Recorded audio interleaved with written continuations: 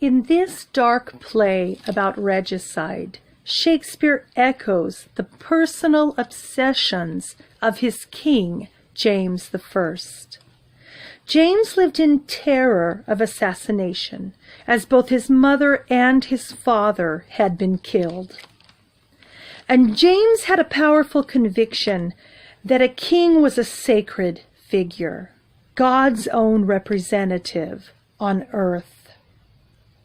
James suspected the hand of the devil in any plot against an anointed king, and believed that witches had at various points in his own life conspired to harm him.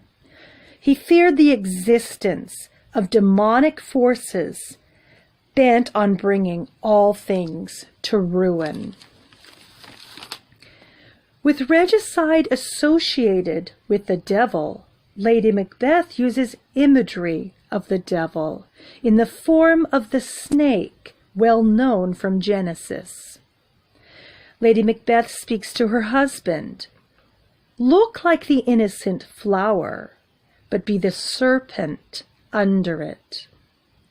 Macbeth is fully aware of the wickedness of the deed and is tormented by this awareness. In Act 1, Scene 3, he speaks of regicide. "Whose horrid image doth unfix my hair, and make my seated heart knock at my ribs against the use of nature."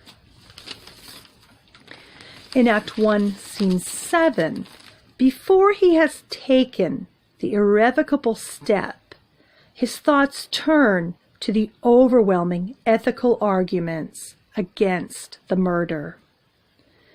Macbeth is not only the king's kinsman and subject, but also his host, who should against his murderer shut the door, not bear the knife himself. Much of this restlessness and brooding is also visceral. It is viscerally intensified, and it comes from forces deep within his psyche. The human social system in primitive times, by primitive, I mean of living closer to the way humans did millions of years ago, and by primitive I mean it as an early form of being human. So during that time, we lived in small tribal groups, and they were multi-male groups, not solitary males, as is the case among many animals, but multi-male groups with strong male bonding. And when it comes to killing, what essentially happens is that one group does not consider another group humans.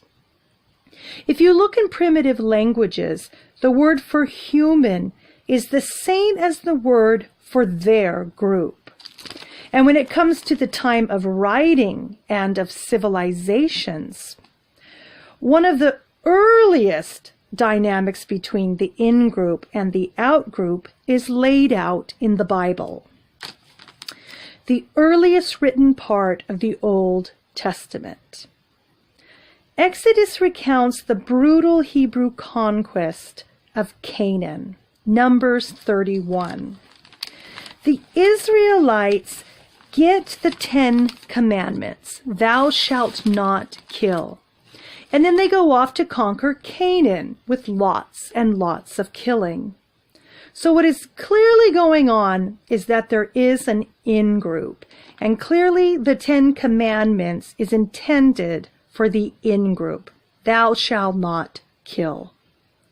However, out-groups, if you don't kill them all, you're not obeying God's commandments. So when we are looking at human history, we see that humans have some sort of propensity, call it an instinct, if you like, to identify an in-group, and everyone else is out-groups. Humans have the enormous desire to identify in-group and out-group. And we have very different morals towards the in-group and the out-group. So, in taking Duncan's life, there is truly the deep damnation of his taking off. Why then does Macbeth commit a crime he cannot even contemplate without horror? That he does so without adequate motivation is something I will explore in the next episode.